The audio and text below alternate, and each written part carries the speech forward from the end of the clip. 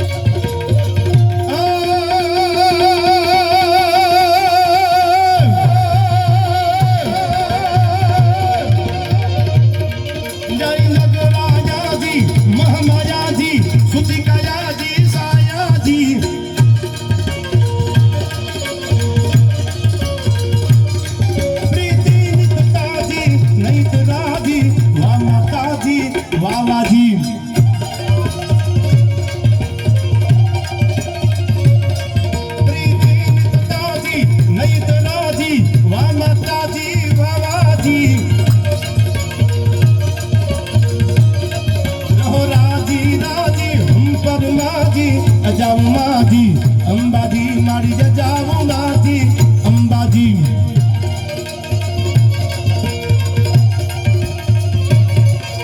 पर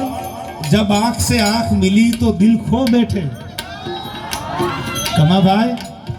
क्यारे क्यारे केवू पात्र सामे आवे ने हया भान भूली जाए यार जब आंख से आंख मिली तो दिल खो बैठे वो हमारे हम उनके हो बैठे यार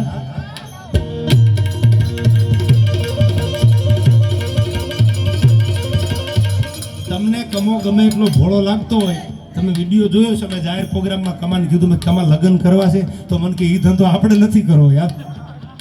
આટલો હોશિયાર છે તો લગ્નની હાનો પાડી દે તમારા લગ્નની ઈચ્છા કરી આને બુદ્ધિવાળો ગણો કે મન બુદ્ધિ કયો લ્યો આ તો બુદ્ધિવાળો જ આ કમો છે યાર